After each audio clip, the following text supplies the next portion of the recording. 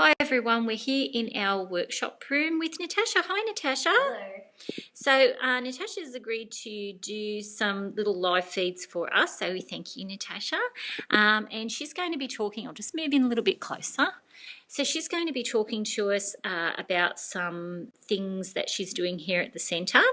And also she's willing to answer some questions. So of course, if you have anything that you'd like to send to her either on this feed, we can pass it on the next feeds, or when she's on her feeds, you can always send us a live question. You can say hello, you can pop us a like, or we can ask her the question in another week.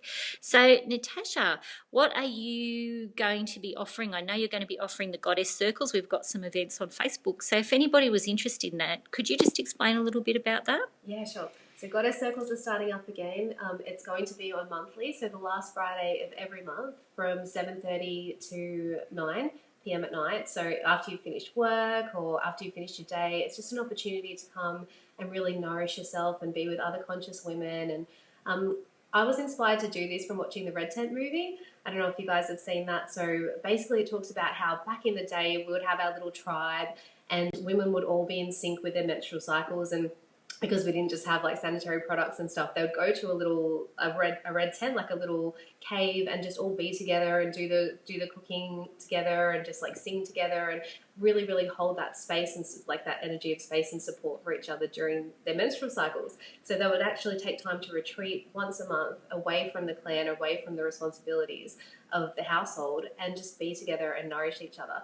And I really felt like we're missing that from society now. Even though we can be in constant contact with people, it can be really isolating, and we don't have that really nourishing support. So we might have friends that we see all the time, but often it's very surface level chats. And I wanted to create a space so women could really just drop in and really be nourished and fill their cup once a month and have that conscious connection.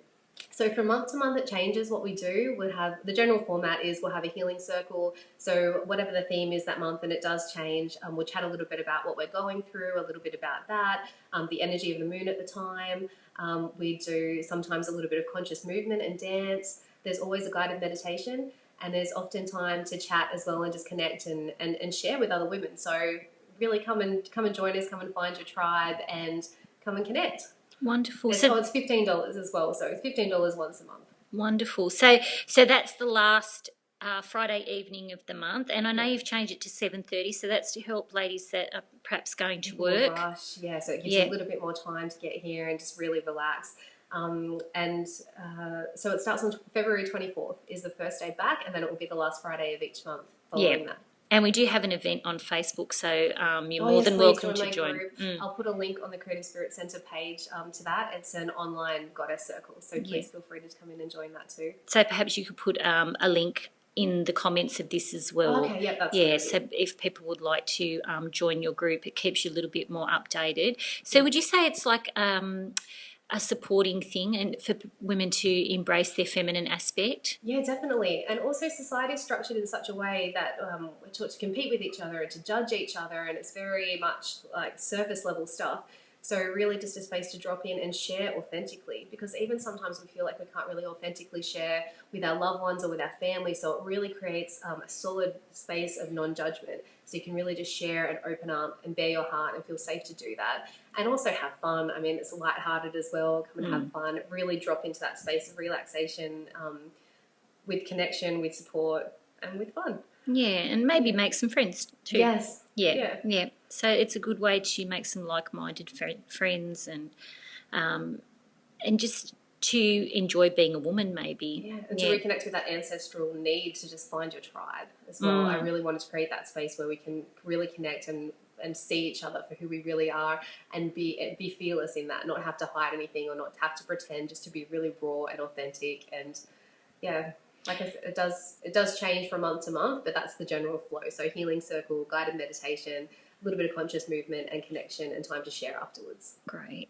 And so I know I have a young adult daughter, and I know for young girls now, they're sort of stuck in that middle. They sort of think that there's a women's movement and perhaps we're meant to be empowered in one way, but they perhaps think of it in a little bit of a masculine way that so this is about being empowered in a more feminine way, would you say? Yeah, Marianne Williamson's always talking about that. So she's like, the rise of the feminine that happened in the 60s, it had to be like that. It had to be really masculine. It had to come through, and it was a force to be reckoned with. And now, like you said, people do get scared off kind of like, and we get, it's polarizing. So people can think, oh, I'm going to be like, oh, goddess and just relax and, you know, fluff my hair and all of that. Or I can be a feminist and I can be strong and I can be empowered. But it's really about being empowered in whatever way that shows up for you, and really just feeling comfortable to relax into your divine feminine and express that in an empowered way in the world.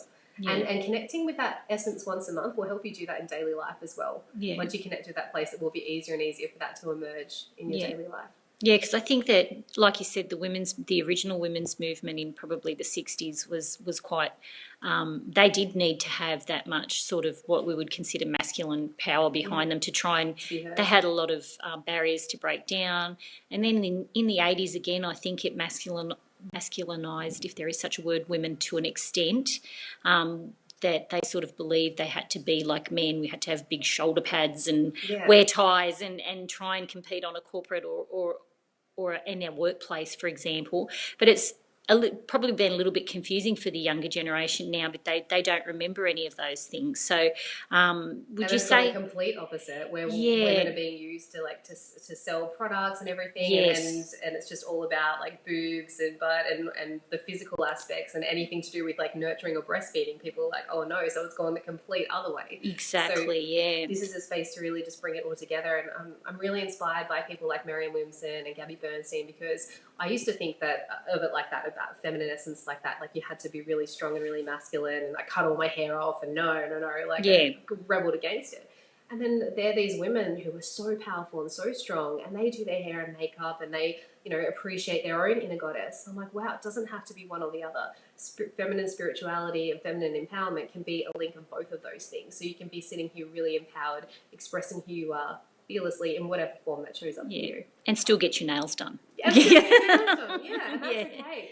Yeah. That's okay. And it's okay not to. And it's all okay. Yeah. So and you're not an anti-feminist and you're not a bimbo if you choose to do those things. Yeah, so if you shave your armpits, it's okay. If you don't, it's okay too. It's all okay. Yeah. So I think, particularly the young generation, I guess it would be a little bit confusing for them. They probably have seen different little aspects without having lived through it. But would you say that this was a circle that, say, some of, like I'd probably in the slightly older generation, that the older women would find yeah, absolutely. helpful? The youngest girl that I've had in the circle was 14 years old, and the eldest I think would probably be about 75. So it's really just a mixture of women. It's great for everybody. Yeah. Well, because I suppose age restrictions. Yeah. So I suppose if we look back to the very ancient ways, as soon as a girl got her cycle, they would then be regarded as a woman. But in our society, I think we don't do that, do we? And it was welcomed and celebrated, and there would be a ceremony for it, and she would feel really supported in that. And I mean, today's society, girls can be embarrassed or find that shameful, and sort of push that aspect of themselves down. But this circle is really about celebrating divine feminine in its raw sense, in everything that encompasses. Yeah. So, if you're in a relationship, if you're single, if you're a mother, if you're a daughter, it doesn't really matter. Everybody's welcome in this space. Yeah. So, and you've got a different subject every week. So if anybody would like to ask any questions, they can do so. We've got a couple people watching. Hi, Crystal. Hi, Crystal's, we can see her there watching. If people want to just come along to the circle, do they need to come with sort of some questions, or they just come with an open mind, or...? Come after work, come when you're flustered, come when you just need some space, come anytime. You don't have to bring anything, maybe bring a bottle of water, so you have that. We prefer cash at the door, just so we don't have to line up for EFTPOS and everything. Yeah. But you don't have to book, there's no need for that. Just show up. Just show up. whatever form that takes. And Steve's joined us. Hi, Steve. Hi, Steve. So Steve works here at the centre as well. So, so Natasha, we thought we might do some little chats with people with you. So we might have some special guests from time to time on Natasha's segment here, or if you are the special guest, you at home on your computer on the other end of Facebook. So you're also our special guest. So if you have any questions you'd like to ask Natasha, or if you'd like to have a little bit of a chat, remember this is her first live feed that she's done on her own, and we want to make these a regular occurrence. And so a bit of support for people who are perhaps struggling with some aspects of not so much their femininity, maybe, because we're all innately have a masculine and feminine, but just people who want to express that is a perfect way of saying it. And Amber's joined us. Hi, Amber. Hi. So and it's always, I just want to say as well what you feel comfortable with. So there is a healing circle, and we do share. If you feel like you're not ready to share, then that's fine as well. There's absolutely, it's all at your own pace, and all with there's a space for whatever you feel comfortable with. There's really no push to express, or if we do some conscious movement and dance, if you want to sit out, or if you've got pains in your body, you feel free to do that. It's really just a supportive space, and whatever comes through, comes through. Yeah. So how did you get into doing, say, for example, the goddess circles, or any of the sort of, well, let's say the spiritual work? How did that start for you? How did that start for me? All right, wow. Well, I'm a psychotherapist and mindfulness teacher. My spiritual journey started when I was 18 years old. I didn't have conscious parents or spiritual parents. It was quite secular, and I was just walking down the street one day, and I saw this white shape around this woman, and I kind of just rubbed my eyes. I'm like, oh, what's going on here? That's a bit weird. And then it was just following her. So this big white sheet over her, and there was some kind of other colours in there, and I'm just looking, thinking that there's something wrong with me. What's this all about? You better run to the optometrist. Yeah. And then it happened again, and then my friend gifted me this book for my birthday, You Can Heal Your Life by Louise L. Hay, which we probably all heard of. And that's sort of explained things for me. And I realised what I was seeing was a human aura. And that was pretty much my first spiritual experience that opened the gateway for a whole range of things. I did Robin Collins, who you might have heard of as well, was my mentor and teacher. She introduced me to the Way of the Heart and teachings through JM. I did Reiki and all of that as well. And then I did my psychology training. So yeah. Wonderful. So I do sessions here as well. If you're interested, you can contact the centre, Transpersonal Psychotherapy. So we do a little bit of breath work, and just every session is authentic, but it's all encompassing. So it's not strictly scientific psychotherapy. It's all about incorporating energetic work and healing into that as well. Yeah. So if you're interested. So it's sort of what you would say standard psychotherapy, but with maybe a little bit of a spiritual twist on it. Would you say that? Yeah, because it's all encompassing. I mean, we're not just our minds, which we know now. It's all encompassing. So if there's a physical ailment, or if there's an emotional block, it's happening on all levels of you. So it's really, what I do is exploring all of you and seeing how we can work together to help you release those blocks, to actualizing the divine self that you already are. Yeah. So I believe that everybody's perfect in our ideal state, and it's just about uncovering the blocks that are keeping that from you, really, and surrendering the fear, and surrendering more than about learning and healing, just surrendering. Just and letting go to the universe. Really So it's interesting that a lot of people who do sort of hypnotherapy and psychotherapy and those things, that there are a lot of you who already have embraced the spiritual aspect of healing and are bringing the two together. But it seems to be more and more people are looking at things that we know from a spiritual aspect, like, oh, you can see an aura. It's great if you can see an aura, but there's more of them that are actually believing that and melding the scientific with the, I don't want to use the word new age, but spiritual, that the things that they're holistic, the things that we can't always see, we can't all see with our eyes. People are being forced into that as well, because we're being let down by modern medicine. So say if you have anxiety and you go to the doctor and speak to them about that, they're likely to put you on pills, which is really just masking a symptom of a problem that's already manifesting within. Your body's trying to tell you something. So people are getting sick of just, taking pills on. I've got side effects from this pill, now I have to take this one, now I have to take this one. And it's not healthy, and it doesn't really heal the core issue. So say if you had anxiety, we could work together and we'd breathe into that rather than move away from it, rather than distracting from it or trying to cover that pain. We'd move into the pain so it can be felt, and then in being felt, it can be released.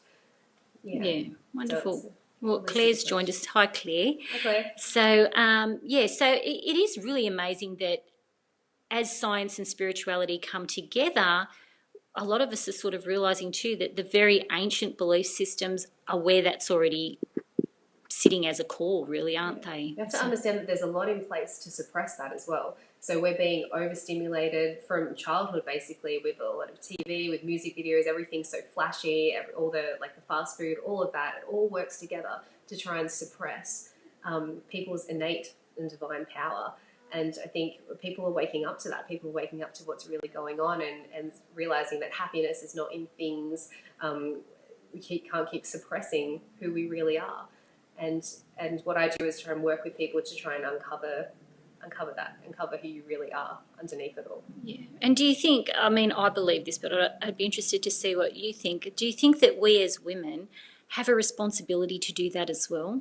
Yeah. Because we are naturally nurturing. I'm not saying men are not nurturing, but predominantly we are the ones that give birth, and we are the ones that breastfeed our children, and so there is a slightly different job that we have, and I think that there were some aspects of the feminist movement that perhaps that's where it got a little bit lost, that no, that's not the woman's role, but women really are, as in ancient times, we have a specific role and a specific responsibility for that. Would you say that? Yeah, definitely. We're the healers, we're the sages. We have so much power and influence because we have the power and influence within our family. So what we're teaching our children, they're going to teach their children, they're going to teach their children. So it can start at home. Like change in consciousness can start at home. And I always thought that I'd be having a girl. I really, really wanted a girl. It's all I ever wanted. I wanted a little mini me.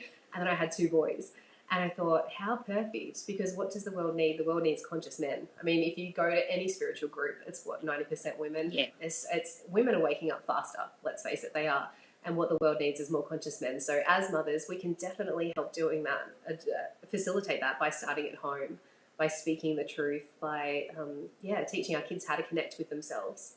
That is very true. It is a predominantly, and I guess it's perceived by some men as if you do any spiritual work, it's a predominantly feminine thing, and promoting, say, a feminine circle or a goddess circle is not about saying men are not important. It's about saying they're extremely important, and it's up to us to make them feel that way as well, if they're our sons particularly. Would you say that? Yes, definitely, because they can feel safe to really express their masculine if we hold that feminine space as well. You can't have one without the other in relationship. Yeah. So the more that we step into the true power of all that we are, the more that they'll feel comfort and safe support in doing that themselves. Yeah. And would you say this young generation of women, they are very empowered, and they are very strong. They're an extremely strong generation of women coming through now, and I so this sort of thing would be helping them to find their feet, because I know when I was in my 20s I was really confused. So I guess I was in my 20s in the 80s, and it was a confusing time for women. We thought we had to be men, so they're the daughters.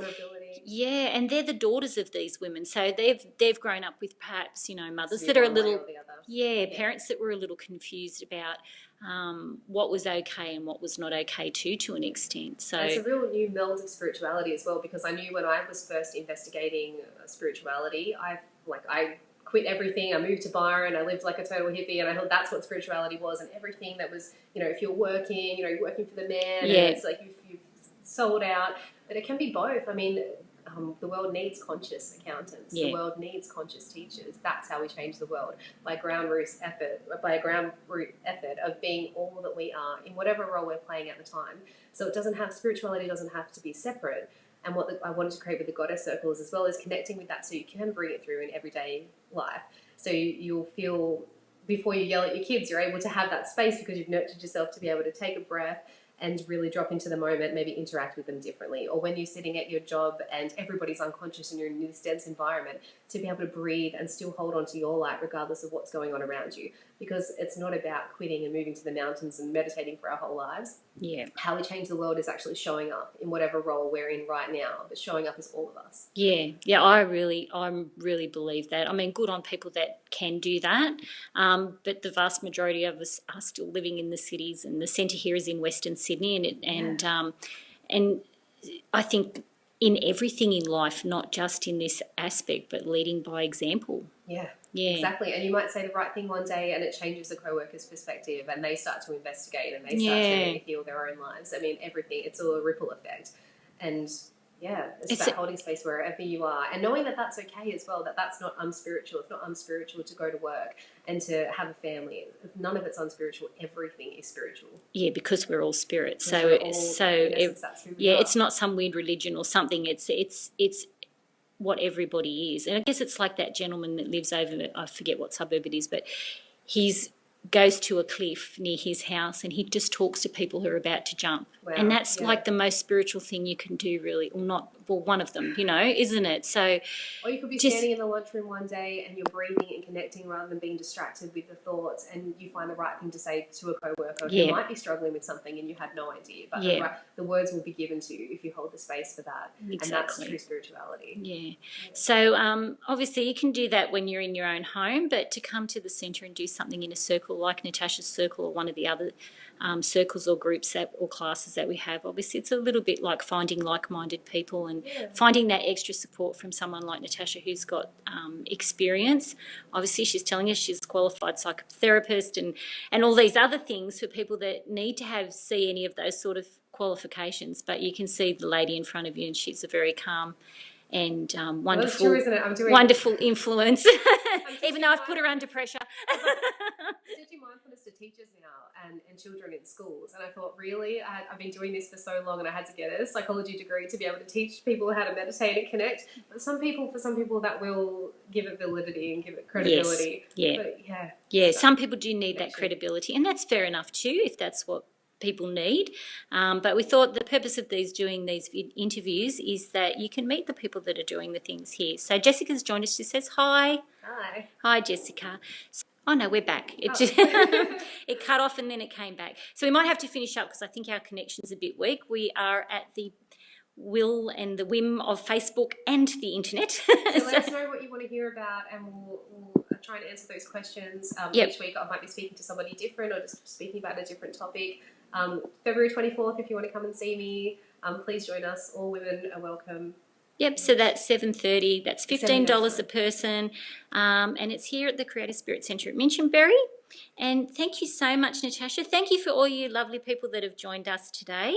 And, of course, if you have any questions, just pop them on our live feeds and we'll see you possibly next week, Natasha, if we can. And just if you want to keep up to date with our live feeds, of course, you can subscribe to our Facebook page. We've got our website, or better still, you can pop in and have a chat, have a visit. And I'll put the link to the Online Goddess Circle in the comments. Definitely. Video as well. If all right. You want to connect with us online, please do that. Thank you so much, Natasha. Thank you, everybody. Bye, everyone. Bye.